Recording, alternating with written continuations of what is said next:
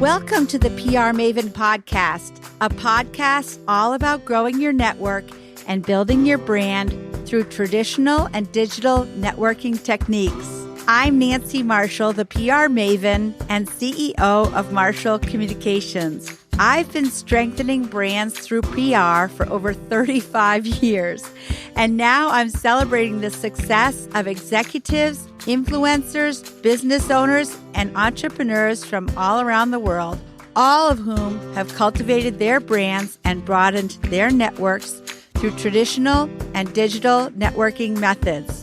Each week, I interview one of these interesting and influential individuals and provide an opportunity for you, the PR Maven Nation, to gain insights from their strategies and stories. So stay tuned for this week's episode, and thanks for listening.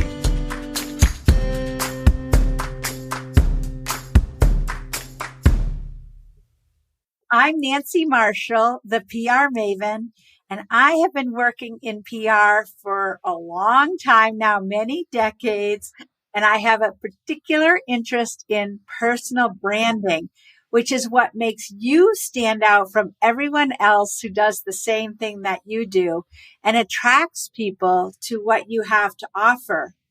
I'm a keynote speaker, an author, and a columnist for the Forbes Agency Council and Main Biz. My audiences have said that helping them think about their superpower has changed the way they think about their lives and their careers. I hope you like this episode, and I hope you'll share it with other people who might be interested. And I'm very excited about today's guest. It's my friend and colleague, Kathleen O'Heron, who's co-founder and CEO of Jynx Productions. Welcome to the PR Maven podcast, Kathleen. Oh, thanks, Nancy. Thanks for that little intro. It's lovely to be here. I appreciate being with you. It's nice to have you. So Kathleen O'Heron is CEO and co-founder of Jynx Productions, a media production company based in Maine.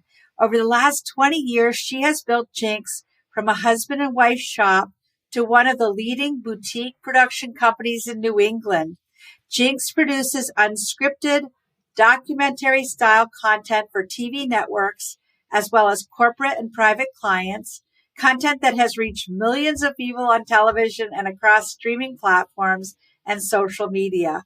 Prior to co-founding Jynx, Kathleen ran the global post-production department at Bloomberg Television in New York City. She was instrumental in the success of several corporate initiatives, including the effort to design and build an entirely digital workflow for the broadcast news division.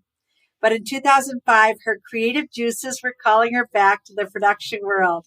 She moved her young family up to Maine and rekindled her passion for documentary filmmaking, and she has never looked back. So, Kathleen, tell us about your career and how you got into it in the first place.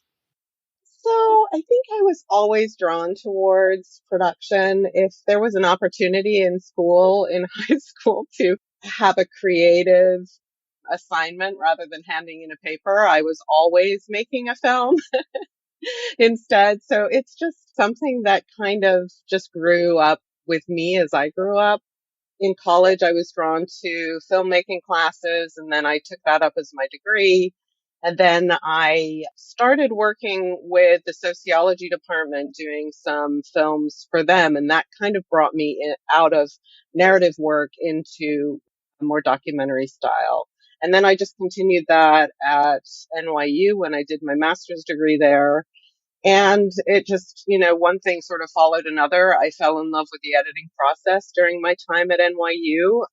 It was really kind of an exciting place to really hone that because we were using a mixture of equipment from the old, reel-to-reel sort of Steenbeck editing suites to all of the new stuff that was happening in the nonlinear space. So that really piqued my interest. And then I started getting freelance work with ABC News and other production companies, and kind of working with those production companies, I kind of learned what it takes to have a successful production company and the kind of projects that you need to have and the diversity of clients. And I also worked with a few production companies that weren't really that great. So I knew what I shouldn't be thinking about. But I think as soon as I sort of experienced that world, I kind of knew that one day I would be, setting up my own production company to work on documentaries.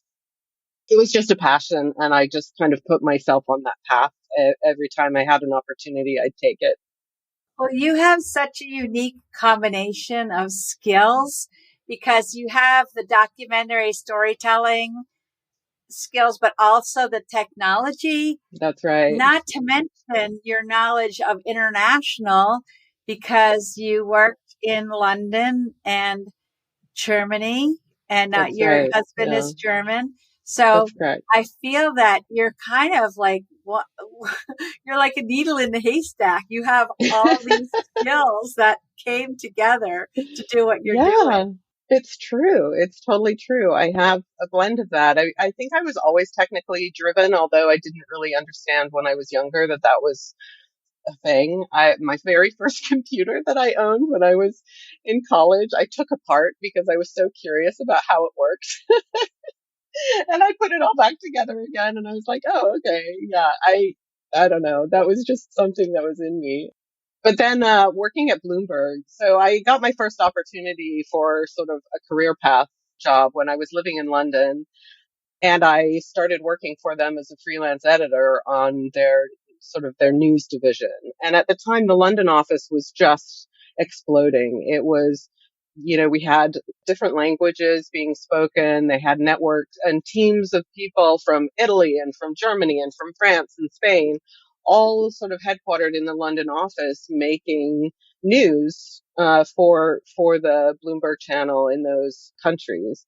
And, it was a real startup kind of an atmosphere, and anything went as long as it worked. And I found my home there right away. I mean, I had a ton of ideas that I wanted to implement, and being an editor was really great there. But, I knew that I had much more to give and I could be challenged a lot more. So I started putting together proposals on how we could technically improve the editing suites and the workflow so that we could get the news out faster.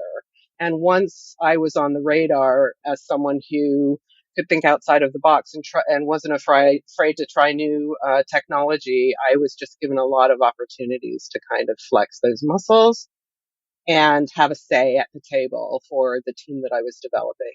And then I just kind of worked up the corporate ladder, you know, met my husband. He was working on the German team.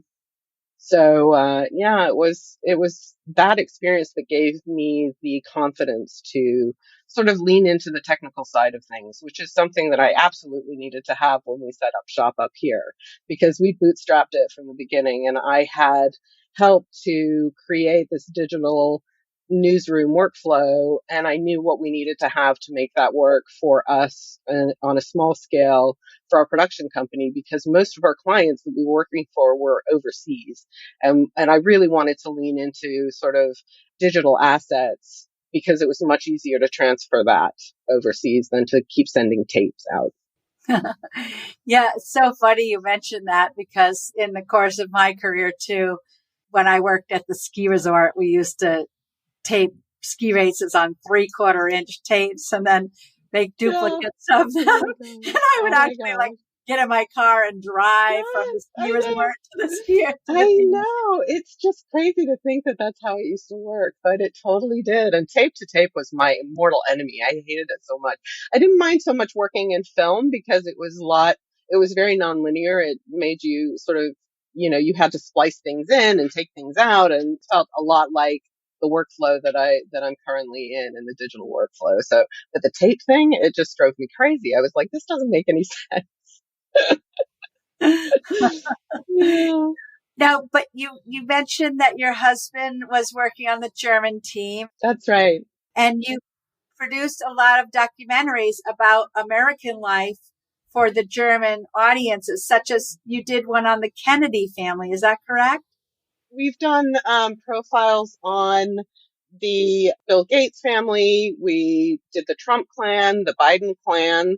we call them clans because we were focusing on not only these individuals, but really their support teams and who were kind of propping them up and where those people came from.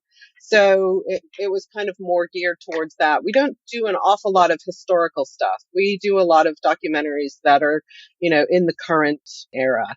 Bill Gates was quite fun because we had to do a few reenactments to kind of like put together these moments that people are quite familiar with.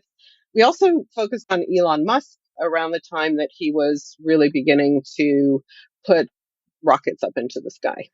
Yeah. That was pretty trippy. But yeah, we've profiled a few sort of interesting characters who, the German audience knows really well. But I think our forte is really talking about regular people. So a lot of our documentaries are focused on people who you've never met, but who have extremely interesting stories to tell and kind of shed a light a little bit on what it's like to be in America and the kind of different opportunities you have living in this country and the things that you can do and explore and stuff like that. Yeah. So are the German audiences genuinely curious about life in the USA? Yes, very curious about life in the USA. They really are. They want to know things like, what's it like to go to school here? What's it like? So we do a lot of work for a younger demographic. The primary show that we work for and produce content for is for an audience of between, I'd say 15 and about 35. And so we do things, different topics all the time. I mean, the bear situation in Lake Tahoe, what's kind of happening in California regarding their use of new technologies to overcome homelessness and climate change issues and things like that. So we kind of run the gamut. It could be a really fluffy piece or it could be something that's really, hard hitting. Yeah. During COVID, we were covering a lot of that, what was happening over here, especially in the run up to the 2020 election, focusing on Black Lives Matter and, all of the sort of tumult that was happening in that curve of time. And, the German audience especially was so curious about our American system and, what happens here. Yeah, so it's been really exciting to be able to tell those stories, and they're always through the eyes of just normal people. Yeah. So, Kathleen, broadcast television has changed dramatically over the course of my lifetime and certainly yours too. How has it changed? Indeed. Yes, the broadcast mechanism has changed, but the hunger for content has not changed. In fact, it's increased. And it seems to me that the more that's available to people, the more they want. And so the distribution mechanism has changed. It's not just available for broadcast. It's also that you can, see them over streaming channels and, all of the, and on YouTube and, all of these different access points, which means more people are watching TV, more people are engaging, and your content can be seen around the globe in a way that probably if you were just committed to regular network television, it wouldn't have as far of a reach. So I feel like it's really more of a question of the mechanism and that the question about content has not gone away. And luckily for us, the documentary and sort of unscripted area has blown up. People are really interested in seeing stuff that's real and unfiltered. And I love that. I mean, that's just that's my special interest and my passion. And our team has really gone along with the ride. It's just, we try and be as verite as possible. Our crews are always very small because being nimble allows you to get into situations on the fly that you wouldn't be able to if you had a large crew with a lot of equipment. So, no matter what story we're working on, we're always trying to, find an interesting angle as we're filming that we didn't think of before. And we need to be able to just kind of follow that in a way that we probably wouldn't if we had a bigger crew. And so I would say probably one residual of the fact that there's so much content out there is that an audience is much more forgiving about the quality of the content sometimes. And it doesn't have to be this beautiful cinematic masterpiece. And I'm not saying that our work is like subpar in that way. It's just you can get away with a lot of things. So sometimes we'll throw in an iPhone shot, if that helps tell our story in a way that we couldn't get with a regular camera because maybe we weren't allowed in the space or something like that. So Right. It's allowed us to really just kind of, envelop all of the new technologies that are out there and just throw the book at the project. Well, you mentioned looking at stories from different angles, and sometimes publicists or PR people, because this is a show for PR people. That's right. Sometimes good publicists might help you find a good angle, but I know after having spoken with you over the time we've known each other, I know you get a lot of bad pitches. So what advice would you give to a PR person who's trying to suggest a topic or a story to you? So we work on commission. So we pitch things to our clients, whether it's in the broadcast space or whether it's in the corporate space or whatever. We have to put together a pitch and get it to a place where they like it enough that they commission it. And so thinking of things that sell. So a conversation between myself and a PR person might go something like, the PR person might say, I have a great client. They do this really unusual, they have this really unusual business, and their story is super unique. And I would be asking questions like, is it a universal story? Is it something that everybody can relate to? Is it really niche? Is it long enough and in depth enough for us to be able to get a good amount of minutes out of it? Because really we want to deliver projects that are either around 25 minutes or around 50 minutes to our clients. And so, I would be asking a lot of questions like that. And so I think for you to keep in the back of your mind for any PR agents who are listening, it's, really to think about the story that you're trying to tell for your client. And is it going to sound a little salesy? Is there a way that we can make it a human interest story? And we've done a lot of those. We can do it. It's just a very careful conversation that has to be had so that the story sounds authentic and not contrived and not salesy. Even if you're working for a corporate entity and you're putting together a documentary for them about maybe their corporate culture or the history of the business or something like that. It really needs to be driven by the humanity of the organization so that it tells a story that people want to watch.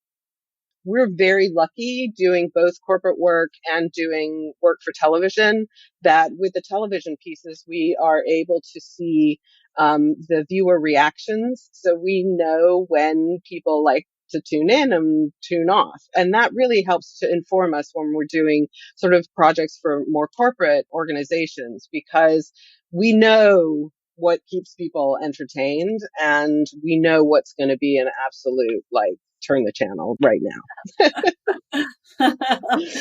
A bomb. Yes, but that's information that we have that is very useful to PR people, because I feel like it's not information that you often get, and it helps to inform us on all of the work that we do. I'll also add from my own experience that when you're pitching someone in television, it needs to be visual. To talk about what the visuals will be. Yeah. And, well, we can also, we can also help with that, because sometimes we can help sort of think about the visuals and different ways to tell these stories. But yeah, it helps if you can think of that in advance. And if you have any kind of ability to get historical archive material, and it can be from the people you're representing, from their own personal archive, or it could be something that's kind of more in the public space. But yeah, thinking of the visuals and is it a compelling visual story, that is key. Yeah. Well, we're going to take a short break now. We'll be back with more from Kathleen O'Heron.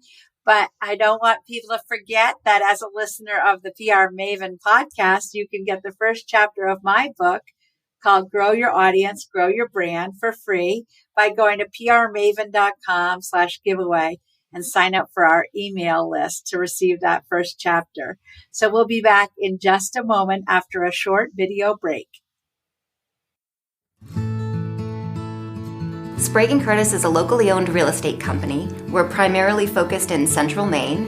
I got excited about Nancy's book because she's so well known in the area for her marketing and branding techniques, and we're always looking to expand and learn and grow. And so a lot of us here at the office decided that we wanted to read her book and learn some new techniques. It benefits Sprague & Curtis to have a large brand and audience because there can often be multiple years between transactions with clients. So it's important to network with them and stay in touch with them in those in-between periods. And this book really helped us learn some techniques and methods to continue to do that. We organized a small book group with Nancy's book with brokers in our office this winter to share information and remind ourselves how important it is to always be working on our network and continually reaching out to our customers. Platforms like social media are important in expanding your business, but equally as important are handwritten notes, cards, letters. She inspired me to send her a note of appreciation, just thanking her for the book and her insight. In reading Nancy's book, I was excited to look to continue to grow our brand and our audience. I think she does a great job of motivating us. Nancy's book really helped me learn a few things in marketing and branding and how important it is to stay on top of reaching out to clients periodically, staying top of mind, providing useful information, and really telling our story as a company.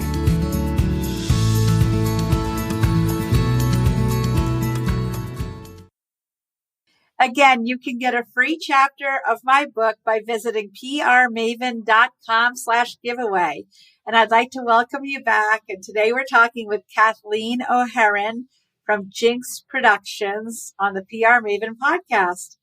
And the podcast is also available on Facebook, LinkedIn, and YouTube. So we try to be everywhere that you are. So Kathleen, what is the difference between print and broadcast media? You've worked in both. I have. I would say, first of all, let me say both of them require an awful lot of preparation and research. And I think that broadcast allows you, because it's a visual medium, broadcast allows you really to be, it's more of a team effort maybe, and maybe I'm stepping on some toes by saying that, but I feel like you have a lot more voices in the mix when you're when you're creating a video and putting a film out on TV, because you've got all of the crew, you've got all of the people who are doing, the research and all of the pre-production and the production, and then it goes through the post-production process. And there are so many cooks in the kitchen that you get this great diversity of opinion. And for documentary filmmaking, I think that is useful. You have so many perspectives and input along the way that, you can really turn on a dime if something isn't working, or if something is working, then you can build further into that. But I think both print and broadcast media, I feel like we are talking to the same audiences. So you have to be as engaging as one another. You can't get away with anything in either one of those mediums. You have to be thorough. You have to be factual. If you're going to be taken seriously by your audience, you have to have all of that.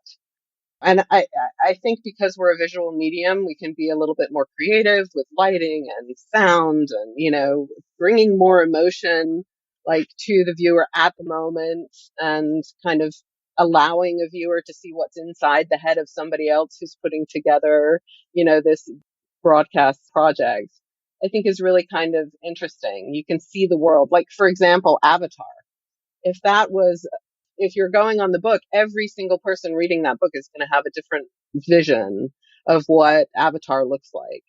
But you see it on film and you have kind of this collective viewing experience where everybody's seeing the world in the same way, seeing the same colors and seeing, the same actors and the same scenes presented in a way that is kind of a little bit more of a collective experience visually.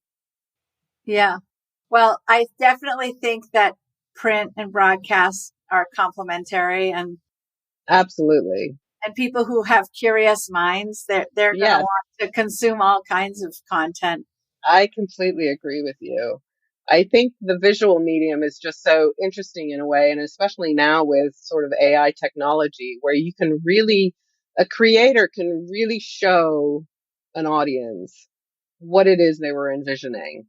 I think that's really special. Yeah. Yeah. That's cool. Hmm. I do love the fact that you can be so creative. And speaking of creativity, what kind of projects do you have going on right now? Oh gosh, we've got some fun things in the mix. We are working on a couple longer format documentaries. One of them is about some of the sort of secret, untouristed parts of New York. And then we're also working on, a project about Washington, D.C. in the run up to the election, and just kind of what happens in an American election and how the process works. And next year is going to be a pretty interesting year for filmmakers for sure. Yeah. But we're also working on smaller things. We've just filmed with this company that makes robotic taxi cabs that are roaming around San Francisco. So we got to ride in one of those. It was quite an experience to sit in a car that doesn't have a driver in the driver's seat, especially in a city like San Francisco where there's a lot of activity around every intersection. Yeah. So that was pretty trippy and kind of fun. We're filming a project about how Oscar statuettes are made. Cool. So that's pretty cool. We get some behind the scenes stuff. We filmed at a macadamia farm in Hawaii. And so we're putting that project together. And we also did a project while we were there about the youth in Hawaii and some of the exceptional people out there who are having an impact, even though they're young, talking about climate change and what life is like on a remote island like Maui that's just been devastated by that horrible fire. There's always something happening here at Jynx, and it's always different. Every project is different from the last, and it's really fun that way. It's kind of like opening like a whole new present almost every few weeks, and we get to unwrap it and really dig in and play with new toys and learn new things about new people, and it's fantastic. We've met some really amazing people along the way. Well, it's obvious that you're passionate about what you do, and I'm sure that that's reflected in the work you produce. I hope so. Definitely love what I do for sure. Yeah. Yeah. I feel blessed to love what I do too. So I think there's so many people that work every day and don't really I like it. know. They're just like counting down to their retirement. I feel so sorry for those people. I know. And it's nice because we have a small team and they're all sort of on the same page. They're all adventurers and explorers and very curious about the world and the people in it. So we're lucky to have a group of people who are all trying to do the same thing. Yeah. Yeah. That's great. So describe the production process from the time you get a new project through the time of broadcast. Ooh, okay. So the process starts with either a request from the client for content. They might say, we need to fill some holes, come up with some ideas and send us some pitches. But every week, we also throw pitches into a big bucket that they look through and decide whether they want to pursue them or not. So it's a constant stream of ideas that we trawl through all kinds of media. We're looking at print, we're looking at films, we're looking at news, and we're trying to find ideas that pique our interest enough that we think this is something that's pitchable. We read a lot of blogs. We're just trying to find unusual people in all areas of the United States who have an interesting story to tell that we can present. So that's how the broadcast sort of projects get started. once they've been commissioned, it's a question of going into pre-production, and then we have to have a lot of conversations with the people that we want to film with. Once we have buy-in from them, then we need to talk about locations and secure those kinds of logistics. We have a lot of conversations with the people we're going to be filming with, because that kind of informs us as far as how the narrative arc is going to progress. So we want to have an idea of what the film is going to look like at the end before we even start filming. So they'll let us know where we can film, what kind of parts of their lives we can film, how the story is going to kind of unfold. And once we feel like we're on sort of the same page, then we start talking about dates that we can get out there and film with them. This all happens in a space of about 3 weeks from the time it was commissioned. And then the filming will happen depending on the length of the project, it could be anywhere from a 1-day shoot to, a 2-week shoot. So that varies. But once we have everything in the can, then we start going through all the media, and that's kind of where I come into play. That's where my favorite space is, in the edit room. So I don't often go on shoots with the team. Instead, I monitor all of the footage as it's being filmed. I do that digitally, and I start working on pulling transcripts and finding all of the best little nuggets that are happening. And sometimes as they're filming, I'm seeing what they're doing. So if I feel like, they've missed something that we could really use in the edit, then I can communicate that back with the producer. So that's really who's on scene. And that's oftentimes my husband, Johannes. So that's cool. Yeah. And then they come back and Johannes and I start working, or if it's another producer, we start working on building out the script and seeing how the footage kind of works with the script. Sometimes they have to kind of change their perspective. If we didn't quite get what we needed for one angle of the story, we'll probably, look at things. I think my perspective comes in because I'm looking at the material, what we have versus what we hoped to have. So the producer has an ideal version of what they want the story to be like. And while I try to make that happen in the edit, oftentimes it's a question of, that would have been good, but we didn't, get enough media to kind of cover that story correctly, or it's kind of boring, actually. Let's go with this because this is a lot more interesting. And so it kind of evolves a lot in the edit. And I really enjoy that. It's like putting together a puzzle. Yeah.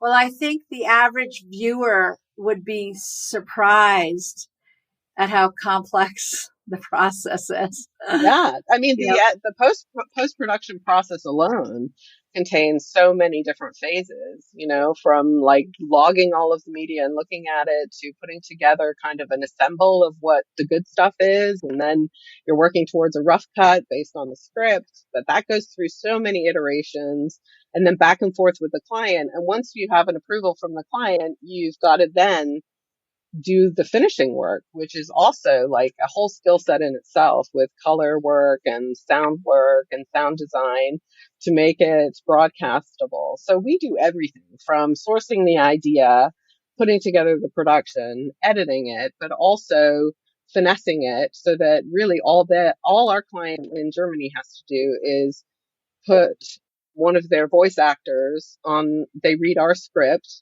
and they put their voice on our video, and then they pop it out to air. So often we'll deliver something that 3 days later is on air. Wow, it's crazy. Yeah, it's crazy. But it's kind of fun because then it goes out to air. We get feedback about, if the audience liked it or not, if the network liked it or not. And, then we can just move on to the next thing. So, there's always a pipeline. Right, through. Exactly. And that's not even talking about the corporate work, which is also something that I absolutely adore, because it's a whole different, a lot of the corporate work that we have comes from the connections that Johannes and I had made at Bloomberg. And so it's often tied to sort of the financial industry, but we also work with tourism boards and, and other organizations who have stories that they want to tell. They have new initiatives that they want to explore and to broadcast out to their people. So, we do a lot of work for those organizations when it's sort of more non-scripted material. And I love doing that because I feel like it's always for a good cause, and that's something I feel very passionate about. Yeah. And you also do documentaries for families, right? Yeah, that's right. So families, often these are families with sort of, they've established themselves in America. They're often from other parts of the world, and they've made a name for themselves. Maybe their family came over 100 years ago and they've really become quite established in the fields of medicine or in banking or something like that, and they have a really big impact on America, and have a historic story to tell. And so we sort of fell into producing these documentaries for them. They're sort of legacy heirloom projects. Often the people we film with they have a sort of a footprint on the internet, and it's often telling a story that is maybe not accurate, or leaves out quite a lot of personal information that they feel they want to give to the generations moving forward, so that the following generations understand where the family came from, how they set down roots, and what their founding story was, so that generations going forward are not just looking on the internet to find out what their family legacy is, because Yeah. oftentimes it's not representative of the real. Yeah. So it gives them an opportunity to sort of have their own say in how their future generations understand where they came from. And I love those projects. Those are, really exciting. My own great grandfather was in the neon sign business, and he owned Yeah. a sign company called C.I. Brink in Boston that built Yeah. the Citgo sign at Fenway Park. Oh, what And crazy. And I've heard anecdotes, and there was an article in the Boston Globe about it at one point, but I would just so love, because I never met him. He was my great Right. grandfather. He was gone before I was Right. born, and I would Oh. just give anything to be able to watch a Yeah. documentary. So Yeah. yeah, I mean, it's families should take charge, Yeah. get these stories videoed or produced while the people are still alive, because I they do think have so. incredible stories to tell. Yes, and a lot of times the elder generations are the ones with the knowledge, and they've been busy building their lives and not necessarily finding ways to document it. And as they get older, the younger generations want the information from them. So that is something that we've been able to help document for some families, and something I'd love to do more, because I absolutely adore working on those projects.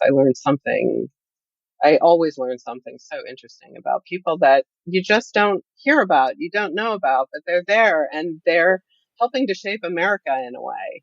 Right. And Yeah. I love that. Yeah. So cool. So Kathleen, is there a book, a podcast, or an app that has helped you in your career, your life, and why? Oh my goodness. This one I knew was going to come, and I don't really. So I think the things that impact me on a day-to-day basis, like I'm a news junkie, so I can't help listening to anything in the news. I want to know what's happening. I want to know from various perspectives. I want to know from various countries. So I'll listen to the news that's coming out of France. I'll listen to news from England as well as from the States, because I just like to kind of experience a broader world. I listen to a lot of Bloomberg, actually, because they come from all over the globe and they have, international stories. And I do sort of that's hearing the stories that are happening around the world to people really sort of impacts the kind of perspective of the world that I have. And I think that informs just about every project. The things that I'm interested in filming, the stories that we're interested in telling, that's kind of probably at least a little piece of that comes from a broader interest in what's happening around the globe. But having said that, there are so many films that I have watched over the years that have impacted me in so many ways. Films that are probably more narrative than documentary, but they have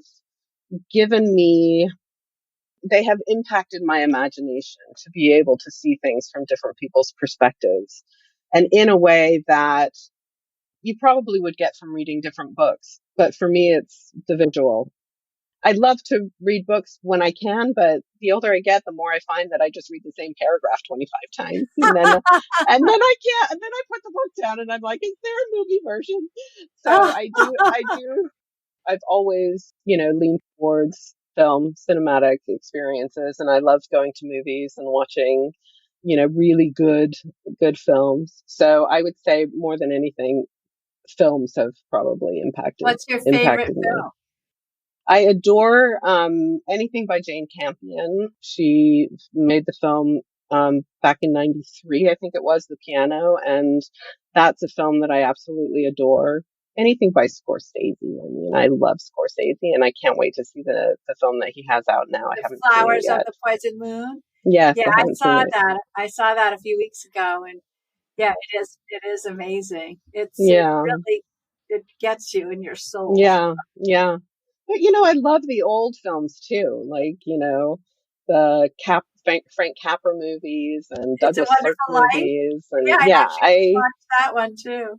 Yeah, I love all of it. So, I could, to me, it's just, if I could spend all day, every day, just being inside of a movie, I would love to do that. Well, you're obviously passionate about so many things. And if any of our viewers or listeners want to get in touch with you, what's the best way that they can reach out? I mean, you can tool around our website and you'll find me. It's jynxproductions.com. But if you want to get in touch with me directly, just email info@jynxproductions.com and they all come to me. All right. And that's Jynx, Jynx. Productions with an S on it. That's right. People to this day ask me, what in the world inspired you to call your production company Jynx? And, all I can say is every production is jinxed. You just have to figure out a way to make it work anyway and make it great. Maybe you should call it unjinxed. No. Yeah, but then that would give the false illusion that we don't have any jinxed productions. Well, Kathleen, this has been such a great conversation. I really appreciate it. I love talking to you. It was so great, but it whizzed by. I know. It always it's always a fun time with you, Nancy. Oh, thank you, Kathleen. Thanks for having me. Well, thank you. And I know that everybody in PR Maven Nation is going to enjoy listening to our conversation. Great. I hope they reach out. Yeah, I hope so too. So everybody in PR Maven Nation, have a great day. And if you have any questions or comments for me, you can email me at nancy@prmaven.com. So have a great day, PR Maven Nation. Thanks for listening to this episode of the PR Maven podcast. I invite you to share a review of the podcast on iTunes or your favorite podcast player. Be sure to subscribe to our podcast so you never miss an episode. You can also join the PR Maven Nation on Facebook. It's free to join, and it's a great community of like-minded individuals who are all looking to learn and grow from one another. If you use an Alexa device, use your Alexa app to search the skills and games section to find and enable the PR Maven podcast flash briefing. This will give you access to exclusive content and more PR and marketing advice. Thanks again for listening and have a great rest of your week, PR Maven Nation.